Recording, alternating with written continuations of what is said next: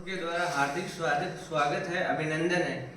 आज मैं जो कल की जो एक्टिविटी हुई थी पूरे क्लास में, उसका मैं आप सभी के सामने प्रतिवेदन प्रस्तुत करने जा रहा हूं।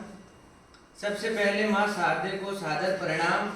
आज प्रशिक्षण का 6वां दिन है और ये प्रशिक्षण के 5वें दिवस का प्रतिवेदन प्रस्तुत किया जा रहा है। प्रतिवेदन किसी भी प्रशिक्षण के उससे संबंधित दिवस का सार होता है, जिसमें उस दिवस की समस्त गतिविधियों की झलक दिखाई पड़ती है।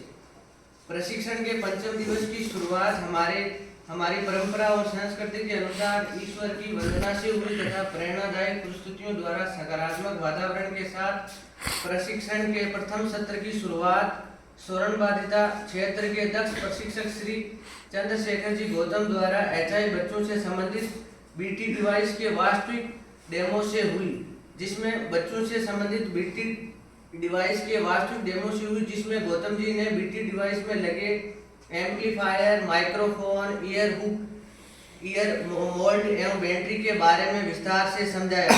सभी संभागी साथियों ने बीटी डिवाइस से संबंधित अपनी जिज्ञासाओं को गौतम जी के साथ साझा किया और उचित उत्तर की प्राप्ति की। सत्र की अगली कड़ी में गौतम जी ने भारतीय साइन लैंग्वेज के बारे में सभी संभागियों को बताया। गौतम जी ने परिवार से संबंधित, भौतिक वातावरण से संबंधित, इंसान के चरित्र से संबंधित शब्दों को इंडियन साइन लैंग्वेज में प्रदर्शित करके बताया।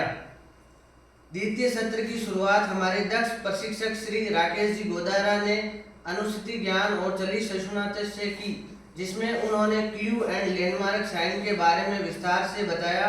राकेश जी ने अनुसूची ज्ञान और चलित सहिष्णुता पर आधारित डेमो सभी संभागी साथियों से करवाया, जिसमें सभी संभागी साथियों की आंखों पर पट्टी बांधकर उन्हें क्रिकेट के मैदान में पहुंचने का टारगेट दिया, जिसमें सभी संभागियों ने अपनी रुचि दिखाई और दृष्टिबाधित बच्चों के सामने उत्पन्न होने वाली बाधाओं और परेशानियों को महसूस किया।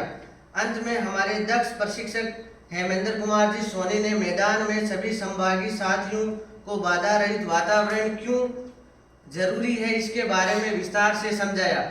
इस प्रकार समय अपने स्वभाव के अनुसार निरंतर चलते हुए दोपहर के भोजन तक पहुंच गया तथा दोपहर के भोजन के लिए प्रशिक्षण को विराम दिया गया। दोपहर के भोजन में सभी संभागी साथियों ने राजस्थान की प्रसिद्ध दाल बाटी और चटनी का आनंद लिया। लगभग 30 से 40 मिनट में भोजन ग्रहण कर सभी संभागी प्रशिक्षण हेतु निर्धारित कक्ष में पहुंचे। तृतीय सेशन की शुरुआत हमारे दक्ष प्रशिक्षक श्री हेमेंद्र कुमार जी सोनी द्वारा की गई, जिसमें उन्होंने सभी संभागी साथियों की मुलाकात फिजियोथेरेपिस्ट सोनू जी प्रजापत से करवाई।